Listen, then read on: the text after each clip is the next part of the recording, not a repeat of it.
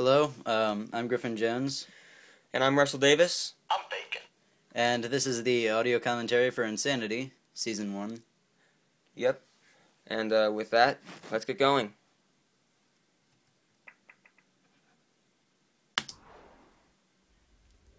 GriffinRules.com. Griffin made these intros. Oh, yes. It took him, I'm assuming, quite a bit of time. I'm not sure. Yeah. Did it take you a lot, Griffin? Oh, yeah. That's Here's the awesome. Insanity intro. One of the lens flares actually makes a upside-down pentagram shape, which you can't really see, but... Interesting tidbit. Yeah. What this commentary is supposed to provide. Here's the scene of me hanging myself. We actually, I know you remember this because, it was a strain on both of us, but we shot this thing, was it 3 or 2 times? 3 times. 3 times. We shot this damn thing 3 times. Excuse my language, I'm sorry. We shot this 3 times, and I had to edit it, and and the reason we had to shoot it so many times was that... Originally, I wasn't wearing my suit, which was a major discontinuity error. And Yeah, it was a major continuity error. We forgot to put him in the suit the first time we shot it. So, and the second time we shot it, we forgot something else. I forget what it was. And then the third time we shot it, Yeah. we finally got it right. And I actually had to edit this.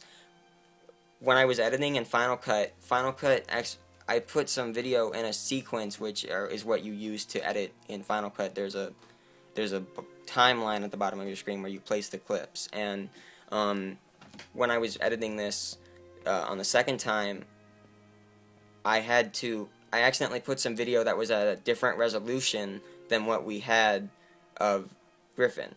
And so when I and I edited it all together and I got it all finished, and when I had to re-import it into the other sequence with the episode, with the rest of the episode, which is just starting right now, it went to hell, and it didn't work. So that's pretty interesting. This was originally, I don't know if you remember this, Griffin. Yeah, of course I do. I don't know if you remember this, but this was supposed to be episode 2. Yeah. Yeah. Originally, my mother was going to be in it, but we had to write her out because the revised plot turned out being much better than it was with her. Yeah. Griffin, originally episode 1 was supposed to end with a fade out to a week later, or a week earlier, sorry, as it does now, but it was supposed to be Griffin talking to his mom about his dad's suicide, which is, this shot right here, before we continue with that shot right there where he picks up the tongs. When I was editing, I just thought that was sort of a funny moment, and I just wanted to include it in there. Yeah. This was supposed to, we had to do this episode with no script. Yeah. So this whole montage here is, it's just, we had to do it with no script, and we had to develop it as we went along and played around with it on set. And so that's why this episode feels a bit disjointed, and that's sort of why we introduce the concept of the dad killing himself the way we do, and ironically sort of drop it throughout the series. It only shows up again in episode 3 as anything, and it's just sort of a pity thing, and I admit that we could have dealt with it a lot better, the subject matter, but it's still interesting to note. You have any thoughts? No. No thoughts from Griffin? Nope. This was, we had to this do... was accidentally, shot during the day, so at one point, Well, you can obviously see that it's light out. yeah, what I did was while filming, I adjusted the exposure on the camera, so these shots that look like they're at night are actually during the day, and that one shot it was due to the various sources of light coming in, the camera we're working with, and most digital cameras. Interesting that I'm reading the book Black House. Oh yeah, Just that was a little little fun detail. thing we did. If you look at everything Griffin reads throughout the series, it all has to do with homes. Houses and Even the one article that, in episode 4 about the housing market. One of the tools that I grab when I go into the basement is one of the same tools that I sword fight Russell with later. Well, it's in the same family of tools. Yeah. He actually uses the broom here in the sword fight in episode 5, he actually uses a somewhat Poker. more, a poker, which is somewhat more, intimidating. Here's the part where I reference my dad's death, which is only mentioned once and pretty much ignored for the rest of the series. Actually, it's mentioned twice, Griffin. I don't know if you. Well, that's my mother. That's referenced twice. This is the only time my father is referenced. Oh no! Your father is referenced again by Phoenix. In the conversation with me in episode 3, he asks, or he yells, "This kid's dad killed himself." Oh yeah. So it's mentioned twice, but we admit that as I said before, we could have dealt with the subject matter a lot better. We just sort of dropped it because it didn't really add much, and it was not intentional dropping. We wish we could have dealt with it better, but it was. I just didn't really know how to explain that the parents were not at the house. Yeah. Yeah. But yeah, so this episode was supposed to end completely differently and actually be its own episode. This thing you're seeing right here, and episode 1 was supposed to end with that talk with his mom, but we never even got his mom on set, and that was our fault. But I think it worked for the series. Beginning of episode 2 with the weird music at the beginning. Yeah, here's what ended up being episode 2 with weird music. Just a bit of trivia throughout the entire story. I'm always on page 256. Oh, really? Yeah. I didn't even know that, ladies and gentlemen. You heard it straight from the mouth of Griffin Jones, the star and executive producer and, a story consultant and 256 is just my favorite page. That's pretty awesome. 127 doesn't cut it. This is originally, this was all shot, we had to shoot these on days. Every episode was shot pretty much on a day when my little sister had softball games, and the reason we did it that way is because we had 6-hour periods of time where no one else was in the house, and so that's pretty interesting. This is the introduction of my character, who was originally supposed to be played by Jack Petrosky. Yeah, Jack. And he didn't, I think he may have wanted to do it, but he never really expressed much interest in doing it, and when I asked him, he didn't really... Mainly because he has this plaid suit, which he looks awesome in. Yeah, we wanted to have him in the plaid suit. I think he's still referenced as Jack during some points in the scripts. Yeah, we never really changed the scripts a lot, so he is still referenced as Jack, but, I mean, we just went with me. This camera work here was all done by Phoenix Jones, Griffin's brother, and I'm really... He plays the other man in the suit that's in episode 3. Yeah, he comes in the next episode. We'll talk about him. This little speech by me was given all in one take. There's no cutting here whatsoever, at least in this part of it. We always gave Russell the long monologues. Yeah, we always gave me the long monologues, and partly because I'm the writer, and I'm not good at memorizing my lines. Yeah, that too. But partly because mostly because I'm the writer of the episodes themselves, and Griffin, helped edit the scripts, but he never completely wrote his script. And we still thank him for his editing, because trust me, this thing was originally really, really bad. Yeah.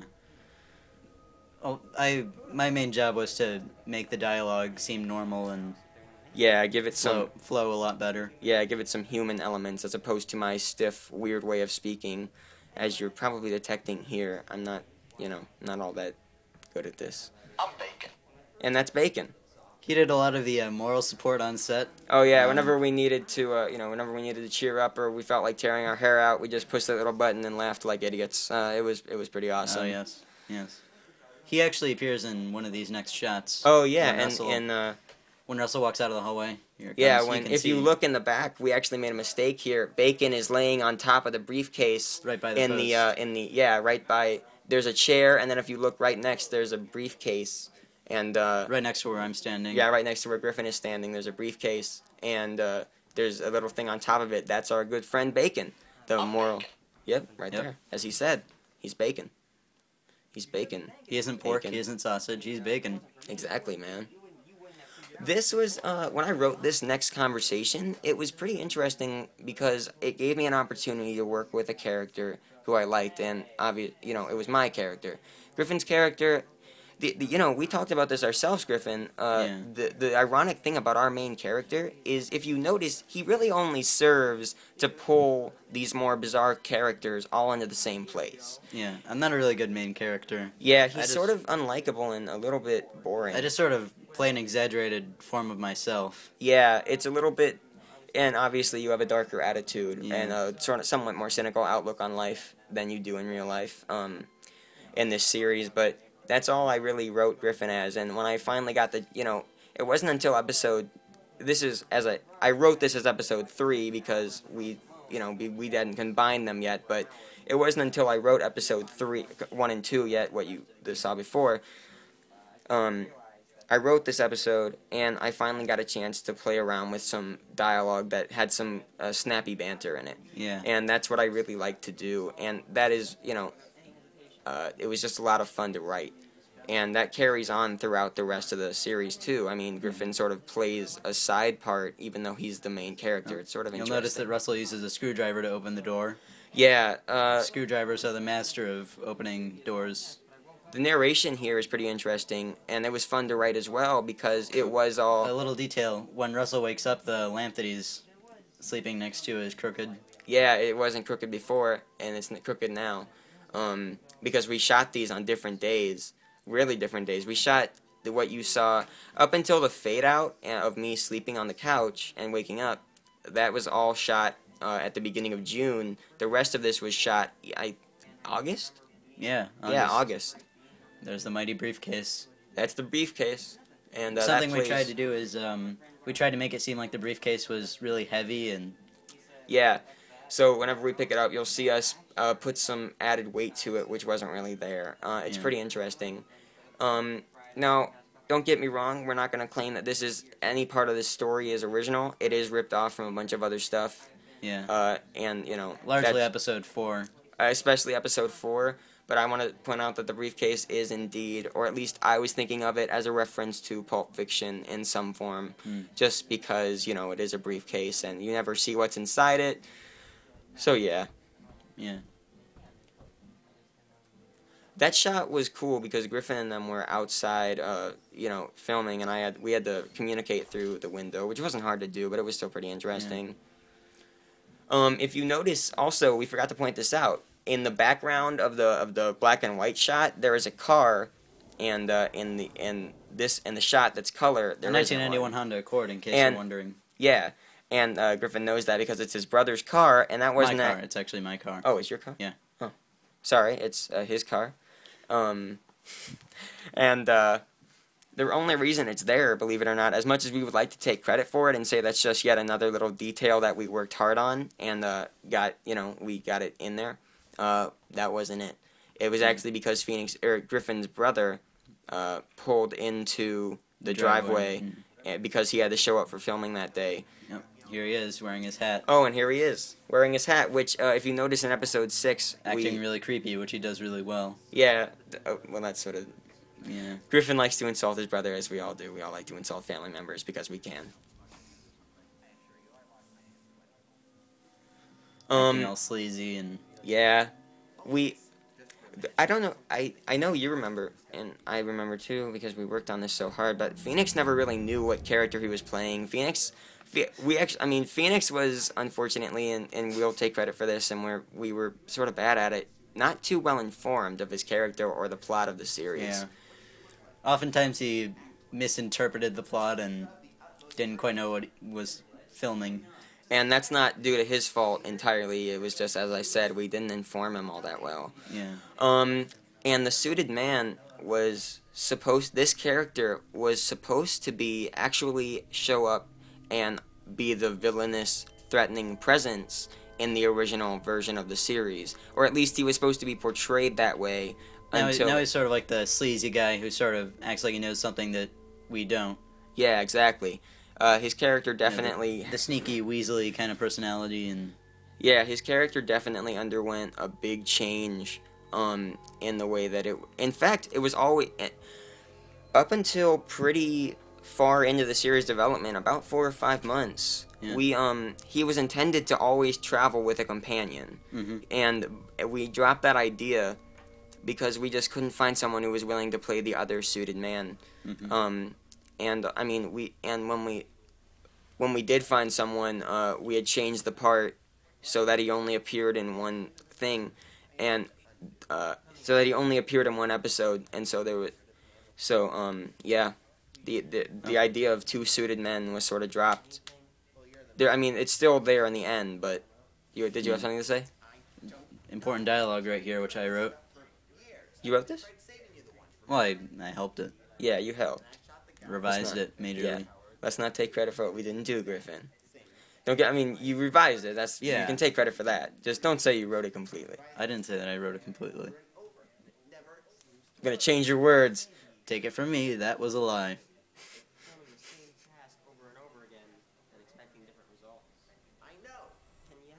Sorry, we're sort of getting entranced. Yeah. Actually, the reference to that Russell says, the definition of an insanity, that wasn't intentional. I had come up with the title Insanity completely independently of that dialogue that Russell wrote. By the way, the series, when it was developing, completely independent of that, we came up with the title ironically, we did things backwards. We came up with the title long before we came up with any real semblance of what the series Russell was. wanted to call the series Horror House or something really bland like that. Well, okay, I have a defense for that. In its original working, it was supposed to be called Horror House because I wanted it to be called Horror House. And by the way, I saw a sci-fi movie the other day, Sci-Fi Channel movie, called American Horror House. So yeah, you were arguing, it's never been done. Well, guess what? Sci-fi did it. That means it's more than good enough for us. Really kind of we're in episode 4. We're in episode 4. Let's yeah. talk about this. We have stuff to talk about. This is definitely my favorite episode. This was our baby. We were up until around 3 o'clock in the morning editing this together, and then I still had stuff to do on it. This was a huge strain on both of us. I insisted a lot of the visual effects in this, and Griffin, I did a lot of the shots here. And Griffin got these 2 shots and framed them really perfectly, by the way. Yes. And then it was up to me to edit them together. And if I do say so myself, this is probably the best. This is probably my best example of editing ever. Russell's video effects teacher actually thought that we had 2 cameras. Yeah, when I showed him just how perfectly that was stitched together. Yeah, when I showed him that little part right there, when Griffin with the first cut, he asked if we had 2 cameras set up, and that was pretty interesting. Here, the TV show that I was watching was originally going to be 2001: A Space Odyssey, in which a lot of this episode gets its inspiration where from. It gets its inspiration, but it wasn't working with Russell's TV, so instead we had to play Pirates of Silicon Valley because it references Alice in Wonderland, which is where a lot of references that Russell slipped in came from. Well, not a lot. One in particular. So it was the Curiouser and Curiouser line as he walks up the stairs in this episode. That was, and so Griffin mentioned they had a scene where they dressed up as characters, and I thought, well, if we can't get 2001 and reference that directly, we can always use that. Yeah. So, and Griffin came up with the idea, obviously. Yeah. It was Griffin's idea to move the briefcase. Yeah. Originally, I wanted it to always remain in the basement, and for Griffin to just think about it throughout the day. But it was my idea to sort of imply that the briefcase was trying to find him, and Griffin is really what took the briefcase and made it a character. Yeah. And I mean, it was always a character. It was sort of going to be just an accessory before, but yeah, I did a lot to make the briefcase have its own personality, and he's sort of like the medium that the house uses to control people. Yeah. It was pretty interesting what he did, and it was a concept I was sort of apprehensive about because I thought it would be thought of as campy, and if you do think of it as campy, sorry, my throat is dry a bit. If you do think of it as campy, I understand it is campy, but we didn't mean it to be campy. Yeah. I was up, to get into the right frame of mind for editing this, I was up really late one day. My parents knew about it. It wasn't with... Griffin, there were 2 editing sessions, one with Griffin. This bit right here, when the briefcase starts to empower me, was really weird to shoot. Yeah, it was very awkward to shoot. But editing this, I edited it really late in the morning or really early in the morning when I was sort of in a already somewhat, and it really shows too, just the way that the effect rolls in. And somewhat disturbed state of mind, somewhat tired. This bit right here was shot with an HD camera. Oh yeah, episode 5 and 6 were shot with HD cameras because we finally had access to them due to my wonderful Excel Tech audio and video production class, which is now called I think Digital Arts or something. I don't remember. Russell had the ability to rent out an HD camera for the weekend, which we used. Yeah. 5 and 6 were shot together. Oh, Yeah. I like the framing right here. Yeah, 5 and 6 were shot together. The way that the expression on my face when I look at the briefcase and everything. And yeah, it's a really cool effect. And if you're wondering, that's an Apple pin on my suit. Yeah, there is an Apple pin. Yeah. Because I'm a nerd, that's why. Yep, Griffin's a nerd. Shout out to any of you viewers watching this from Russia. Your opinion is valued to us. Yeah, of course it is. Remember to dislike this video if you hated it. Yeah. But we know no Russians will. Because I don't think we'll even get views in Russia. So. Yeah, we do. Oh, do we? Yeah. Interesting. Well, anyway. This letter comes into play later. We'll explain it when it gets there. But right now, I want to talk about how we achieved this shot. This shot was so hard to get. We did a million takes of this thing, and it had to be continuous because the lights flickering is noticeable. If you just edit between stuff, if you have any inconsistency with the light, it's noticeable. So we had to do the lights flickering. We had that. So what we did was I was over there flickering the lights, which with a light dimmer. Phoenix was in the distance closing the door. Yeah, closing a door in the background, and then there was that inconsistent jump cut because we didn't get the right shot of me throwing the pillow back. Yeah, we were supposed to have him throw the pillow back, but we forgot to get it because it was really late at night. We were up until. Well, this wasn't that late. It was before 11 o'clock, but we were filming up until like 2 in the morning. We were filming way past 2. I think we were filming at least until 2:30 in the morning. Yeah. For episode 5 and 6 combined, we were filming until 2:30 in the morning. And with only like a 45, if even that, 45-minute steak and shake break in between. This conversation between us, I was originally going to ask a lot more questions, but I didn't like that because my character is supposed to be a lot more knowledgeable and pensive in the last 2 episodes. Yeah. Like, if I'm taken over by the briefcase, I should know what happened to me and stuff like that.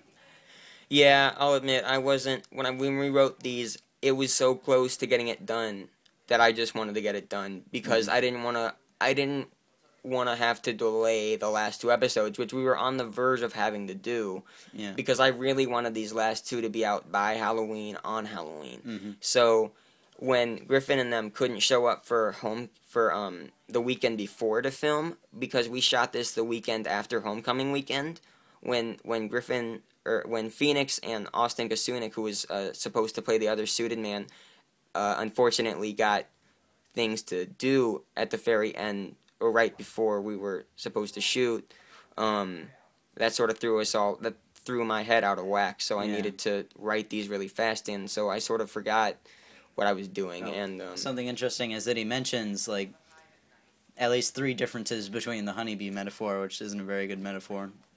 I mean, it's a clever metaphor, but yeah, he keeps mentioning all these exceptions.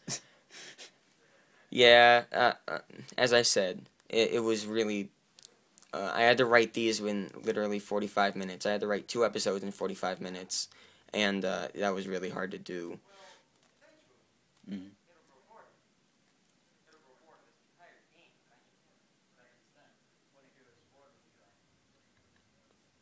I had to turn up the audio here, and this is an Adobe Premiere, which I edited this on. I edited this episode at school with Adobe Premiere, and I had to turn up the audio for all of my part was fine, but Griffin's part, partly because of the way I was directing him and telling him to speak somewhat quieter, and also partly just because Griffin and I was further away from the camera. Yeah, Griffin was farther away from the camera. Yeah, we had a really crappy microphone. It was the on-cam mic, which is not good.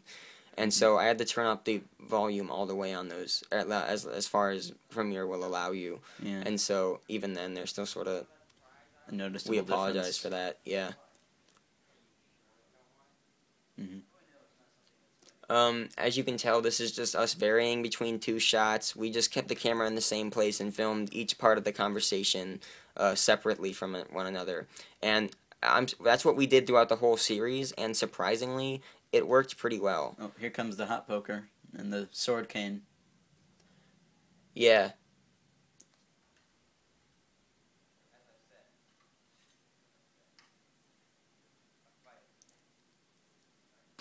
That is by far our campiest moment in the series. That line is so dumb. And here comes the epic sword fight. Yeah, we were supposed to get multiple angles, but we took a break in between to go eat something because we hadn't eaten in forever. And so we needed to go eat something. So we went to Steak and Shake before we shot this. Yeah. We came back, we shot it, and it was supposed to be multiple takes. It was supposed to be. I thought they would put some music in here, so There that is- it isn't there so is- obvious. There is that- some music. like louder music or something to cover up the Well, blatant lame sword fight. here, listen, it's there. You Yeah. just have to turn it up. Yeah. Here's the. You'll notice that gun. Actually, you probably won't notice, but that gun is just a normal toy gun with black tape on the tip. Yeah.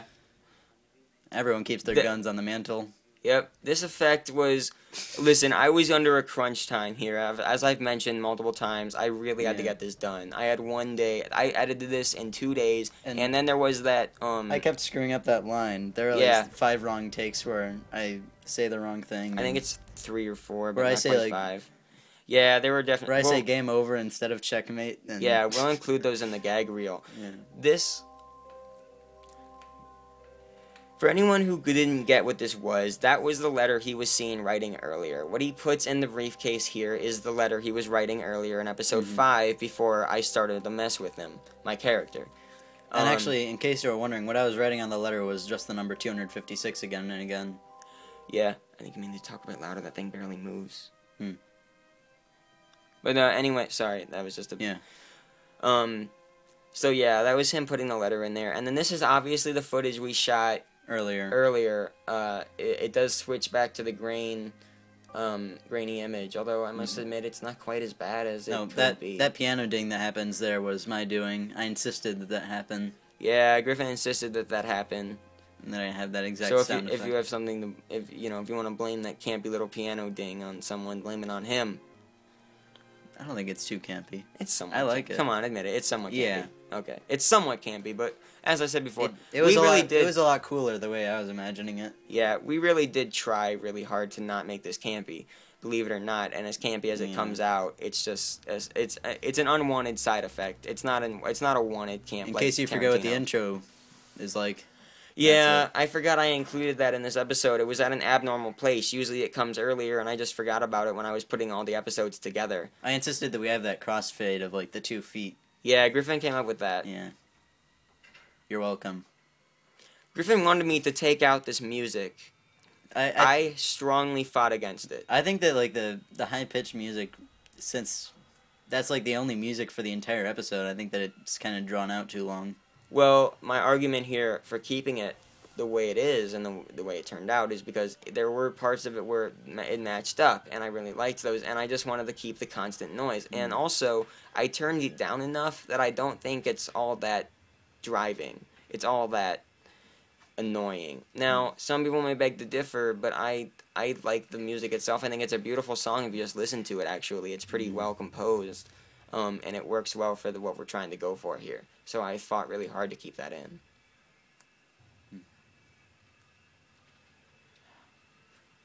Phoenix was an interesting actor to work with.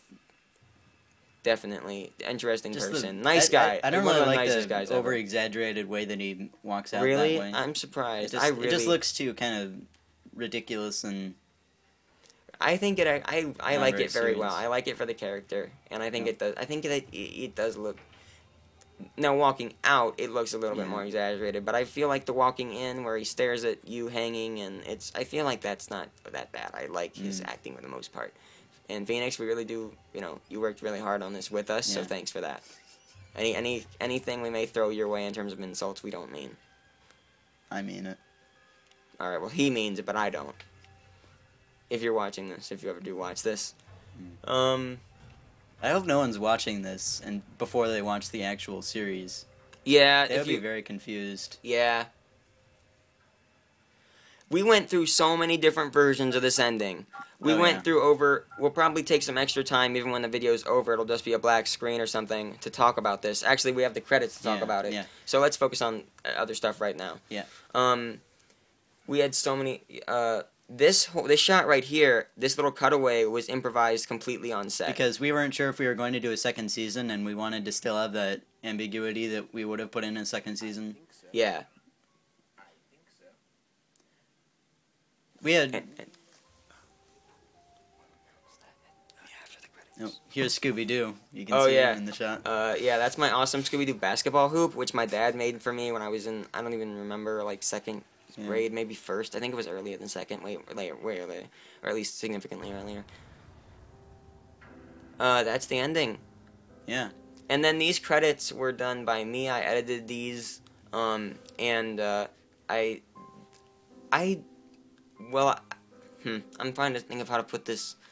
The song choice was definitely a bit weird, and I think even Griffin would admit that. He recommended the song, and I liked the song, but not quite the right note to end on. If you ask me, I would have gone with something a bit more ominous, but I still like it, and I worked really hard on this credit sequence. These are all photos we took at the end of the shoot at like 2:30 in the morning, and so Griffin put these awesome logos over it. I did the text though. I did all I did superimposing text. Yeah, I did in the video. Griffin imposed the logos for the photo. Yeah. I did the credits. So let's talk about the different endings. One of the endings was where Phoenix walked. I think this is the most popular ending that we had. Was where Phoenix walks out to the lamppost, and there's another suited man there who we haven't seen before, and he asks, "Is it done?" And then it just cuts to the credits. Yeah, before Phoenix can answer. We start to show him doing something, but we were just going to cut to the credits like before Phoenix, there was a definitive. It implies that Phoenix isn't his own man and that he's actually working for someone else. And yeah, that was definitely important to the series. Because as you can see, we kept that... I'm sorry. We kept that element there, definitely. But one of the other endings is where Phoenix takes the briefcase from My Suicide Place and he throws it away in the garbage. Yeah, which was interesting. Yeah, that was interesting. Well, I remember we both liked that ending because it kept that ambiguity there. And then the camera would like pause on the briefcase, and then it would go to the credits. and then it would go to the credits. We had so many different versions. We had one where Phoenix wasn't even supposed to just walk out to my driveway. He was actually supposed to walk up the street, and we were gonna cut when he was gonna walk out of the door from the house, and we were gonna cut, and there would be a guy standing at a lamppost, and then I'm sorry, I'm sort of drawing a blank here. And then Phoenix was supposed to just walk in the frame behind him, and then obviously the question, "Is it done?" would be asked, and then the same thing. We would cut away. It was just a change in setting. But due to schedule conflicts and changes at the very last minute, we had to come up with that shot to the noose. And then we actually allowed Phoenix to provide an answer, but it is still an ambiguous answer. But we thought that the idea of not providing an answer would not make sense, not only because the guy did ask him a question, and then we cut to Phoenix leaving the house, or we cut to him getting in his car and driving off, which would make no sense that he wouldn't answer before he does that. Oh. Another ending is where the other suited man asks, "Is it done?" And then Phoenix says, "I think so," but he doesn't really give a definite answer. And then the second suited man says, "You didn't even check if he was dead?" And then Phoenix runs back in the house, and then I'm not there. Yeah, and we were so tired, and we just didn't want to have to film all that, which was a huge amount of stuff. We didn't want to have to film Phoenix running back in, as much as it would have maybe increased the tension and some of the comprehension of the series. We settled for a pan down the stairs, cut back to Phoenix, a shot of the chair over, flipped over as it was, cut back to Phoenix, and then cut back to the noose being empty, which is what we ended up going with. So that was Insanity. Next year we've decided that instead of doing a second season, what we're going to do is release another video explaining the ending. And on GriffinRules.com's channel, you're going to see a video soon explaining a lot of the stuff that was implied that wasn't actually shown directly on camera. Yeah, definitely. As far as we know, a second season is entirely likely. Yes, we've changed our minds pretty dramatically from what it was a couple months ago, and there will almost certainly be a second season. So Yeah. Yeah. All right.